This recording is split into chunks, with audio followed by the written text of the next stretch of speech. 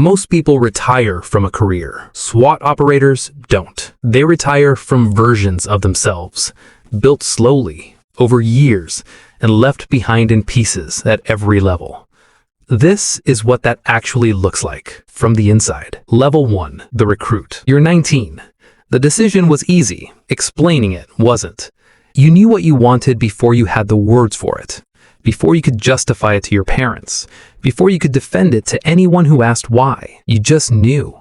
So you applied. They rejected you twice, not because the standards were hidden, but because wanting something and being ready for it are not the same thing. Third attempt, you pass. Barely. A letter arrives. No congratulations, no encouragement. Just a date. Monday, 5 a.m., non-negotiable. You fold the paper once, and for the first time, this feels real. You don't sleep much that weekend. The academy isn't what you imagined. It's not inspiring. It's not cinematic. It's controlled discomfort. 40 recruits walk in. By week 2, 8 are gone. No one forces them. That's the first lesson. Your instructor, Vasquez, never raises his voice. He doesn't need to. Stillness carries more weight than shouting ever could. Day 9. A recruit questions an order, not aggressively, just asks why.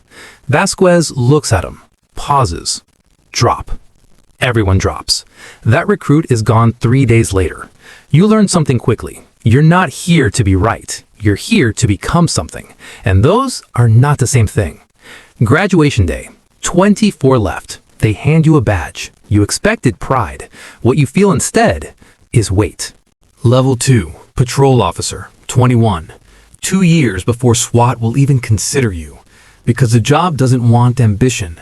It wants understanding. You work nights. Your partner, Oriano, 14 years in, never in a hurry. You ask him why. The ones who sprint towards everything don't last, or they make mistakes they can't take back. So you slow down, and you start to see clearly. The job isn't action, it's people. A call isn't always danger. Sometimes it's hunger, sometimes addiction, sometimes silence. Sometimes it's a life falling apart quietly behind a door. You knock. A woman answers, bruised, afraid. She says she's fine. You document everything, perfectly. It goes nowhere. And for the first time, you realize this job doesn't always fix anything. 2 months later, same address, same report. That's when you learn something no academy teaches. The law and justice don't always arrive together. And sometimes doing everything right still isn't enough. You either accept that or it breaks something in you. You choose to accept it, not because it's easy, because it's necessary. At the end of 2 years, you apply. Orellano signs your recommendation. You don't freeze. You don't understand yet. That's everything. Level 3. The candidate. They don't call it a tryout. They call it assessment week. 5 days designed to expose you, not just physically, structurally. You start before sunrise, obstacle course, no warm-up, then shooting, cold hands, moving targets, low light. That's intentional. Then psychological evaluation, questions with no clean answers. Then a panel of operators who don't look impressed, because they're not here to be impressed. They're here to find where you break. Day 2, breach scenario. Your partner goes down. Threat still active. 2 seconds to decide. You move. And later they ask why. Not to judge you, to understand you. Day 4, hostage simulation. Everything goes wrong. Lights fail. Communication drops. Your team adapts. Badly. Afterward, a senior operator, Correa, asks one question. Why? You answer honestly. You lost orientation. He writes something down. No reaction. That's worse than criticism. By Friday, 58 started. 9 remain. You're one of them. No applause. No handshake. Just a name on a list. You sit in your car afterward. Hands still. Not celebrating. Understanding something clearly for the first time. You haven't achieved anything yet. You've just been allowed to begin. Level 4, probationary operator. 24. You're on the team. but not part of it, not yet. Everything is repetition, again, until thinking disappears and instinct takes over. Your coach, Tillman, former military. He doesn't motivate you, he demonstrates precision, silence, control. Your first call out, barricaded suspect, 3 hours. Holding position. Nothing happens. Negotiation resolves it. No shots fired. Some of the newer guys are disappointed. You're not, because now you understand. The best operation is the one where nothing happens. Month 14, they stop watching you closely. Month 18, probation ends. Tillman looks at you, nods once. No ceremony, no speech. But that nod means more than anything so far. Level 5. Now you're trusted. Not officially, but operationally. 34 callouts. Weapon discharged once.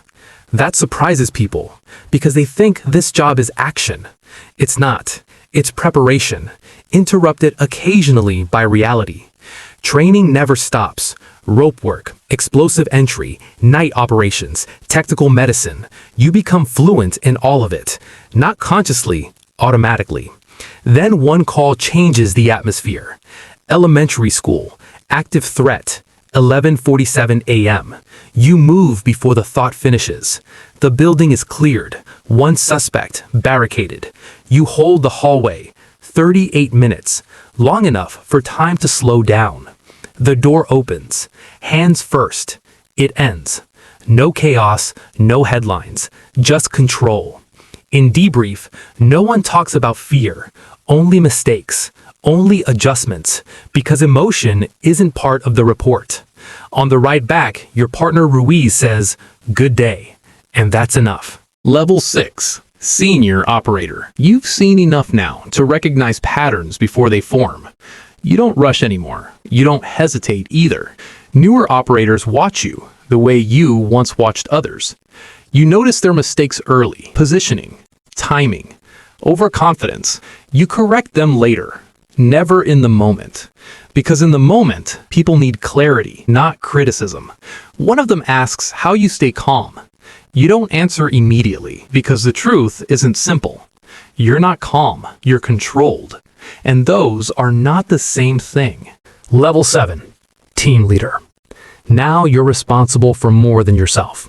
6 operators, 6 lives tied to your decisions. You give the order, they move.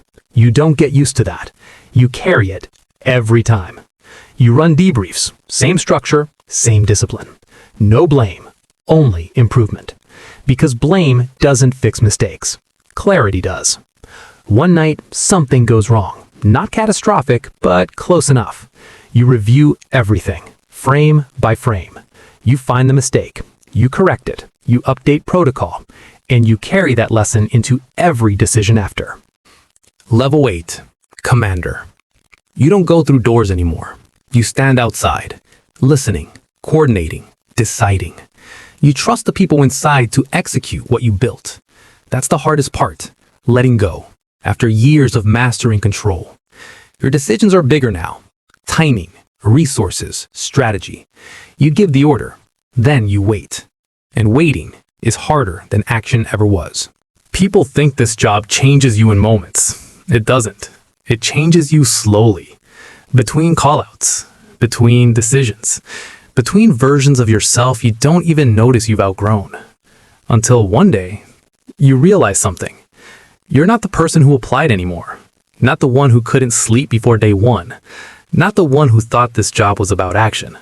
That version of you is gone. Replaced piece by piece by someone more controlled, more precise, more measured. And you don't remember exactly when it happened, only that it did, and you never get that version back. Somewhere, right now, someone else is sitting at a table, holding a letter, staring at a date, not knowing yet what it's going to cost them to become someone they won't recognize later.